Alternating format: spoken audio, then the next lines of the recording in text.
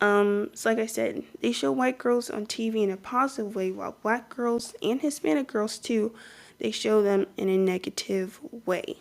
So I'm going to give an example. So if a black family or Hispanic family gives their daughter a black doll or Hispanic doll, a doll that looks like them, their daughter is most likely going to grow up to have higher self-esteem because she was given these dolls. She's going to be like, you know what? I am beautiful. I am special. And she's going to grow to have high self-esteem.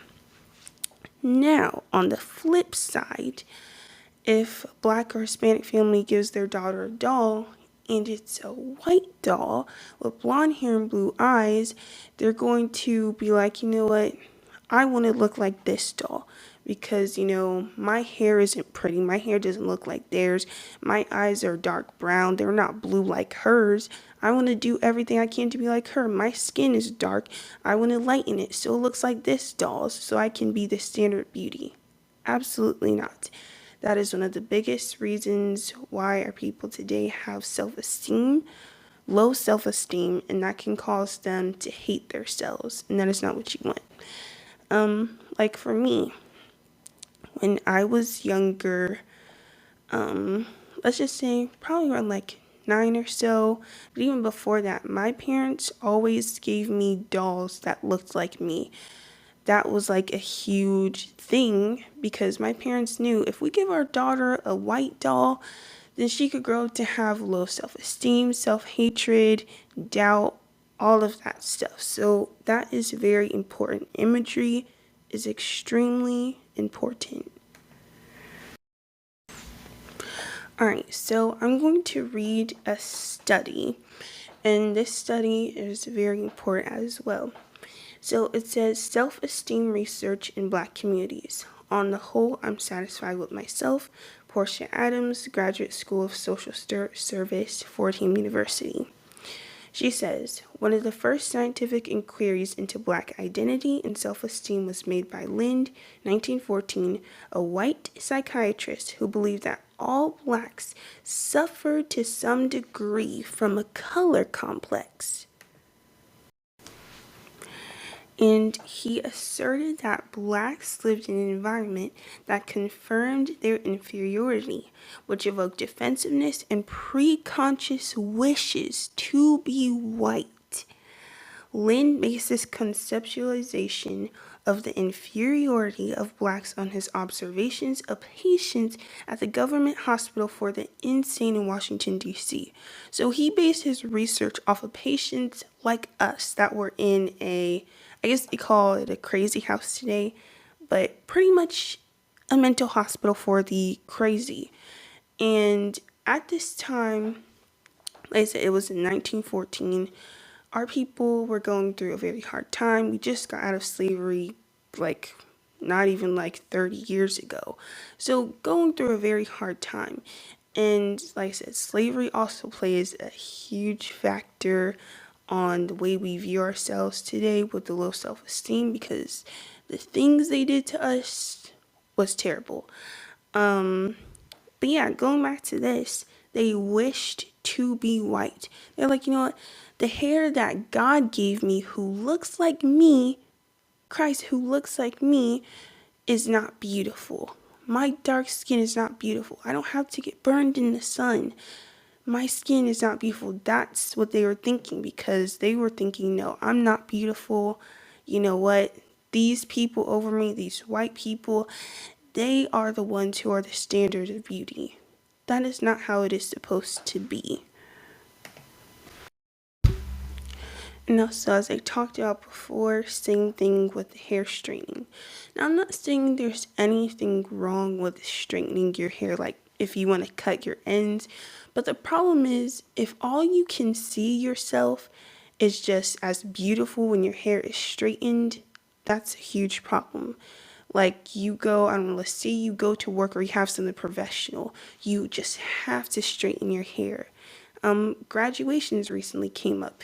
You go to graduation, you just feel you have to straighten your hair because you think you're not going to look beautiful in those pictures with your natural hair. That is a huge problem. Low self-esteem can also cause teen pregnancies in single mother households, which is excruciatingly high in our communities. So according to Tennessee state government, the rate of adolescent or teen pregnancy for African American teenage girls aged 10 to 17 is more than twice that of their white peers. Babies born to teenage mothers are at a higher risk of dying before their first birthday, and these young moms have a much higher likelihood of dropping out of high school than their peers. Low self-esteem, lack of community and family support, lack of involvement in school and recreational activities, and more all cause this. So that was a mouthful, but more of the story is when you have low self-esteem, when your image is destroyed, that can cause a lot of things. That can cause teen pregnancies, single mother households, a whole bunch of stuff. Not just that, but like I said, one thing about image is they also, I don't know if it's different for other countries, but I'm sure it is, but they have shows called Teen Mom. There's nothing to be glorious about that because that is not good at all. A teen is a child. As teen girls, we are still children. And the biggest thing about that is they glorify it. And who do they have on Teen Mom? They have our people on there as well. And that is not an image that you want to look up to or see. Absolutely not.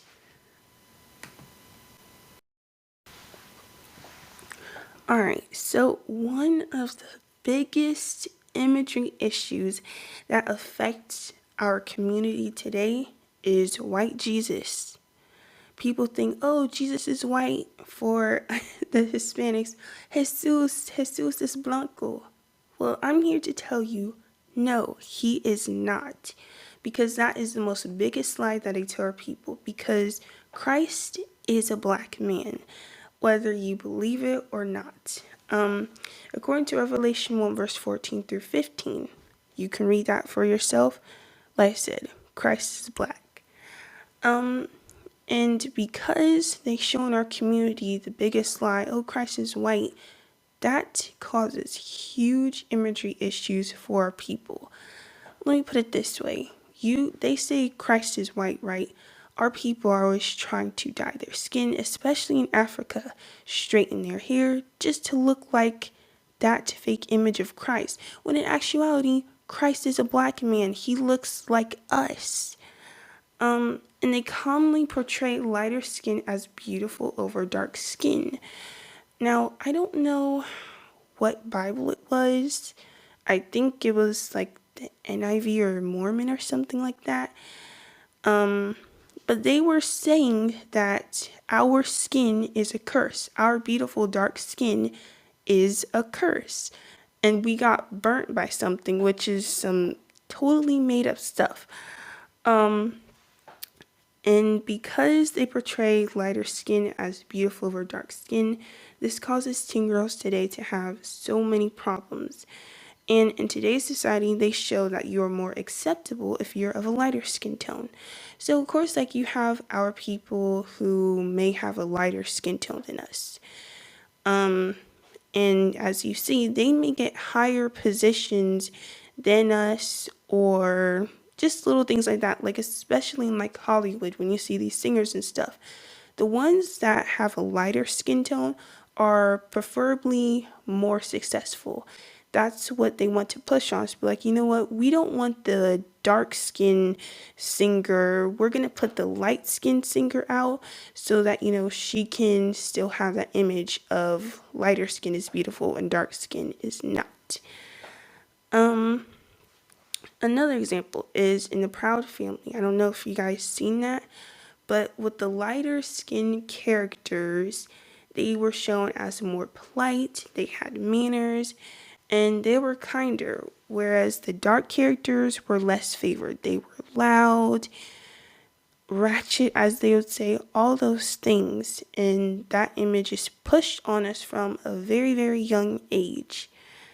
So yeah, that is not good at all. Alright, so I'm going to read another article. This is by Vermont Health Equity Initiative. This says, the self-loathing is further reinforced by the popularity of skin bleaching products, which suggests that lighter skin is more desirable and valuable. These harmful messages about beauty and worth can significantly impact the mental health and well-being of Black girls and women. Studies have shown that Black girls are more likely to experience low self-esteem and inadequacy than their white counterparts. This can lead to various adverse outcomes, including depression, anxiety, and body issues. So, because you see someone on TV with lighter skin than you, and I'm not saying there's anything wrong with our people who have lighter skin. What I'm saying is, when they always push that, the lighter skin, the white skin as they would say, the blonde hair, the blue eyes, all these things, it really can destroy you on the inside. And like it says, it can cause depression, anxiety, and body issues. Alright, so section 4, the right image. So to prevent ourselves from having low self-esteem, we need to understand that we are special as God says in 1 Peter 2 verse 9. And for example, with Doc McStuffing, just putting things on television with people that look like you, with Doc McStuffings. A lot of the times when you look on TV, you don't really see a little Black girl as a doctor. Even though she was a doctor for toys, it still was very impactful because Doc McStuffings, just alone when I watched it, I'm sure has inspired many other little Black girls. However, though, we must keep the laws that lest these things destroy us. So if you don't keep the laws, statutes, and commandments, then low self-esteem is going to catch up to you because you don't know that you are beautiful. Song of Solomon chapter 1 verse 5 through 6 talks about how King Solomon is black and handsome and that we get darker in the sun. And our skin tone is very special and pretty, so we must embrace it. Be proud of that. For example, with melanin. Melanin is something that we have, and it's something that makes your skin, I guess, pigmented.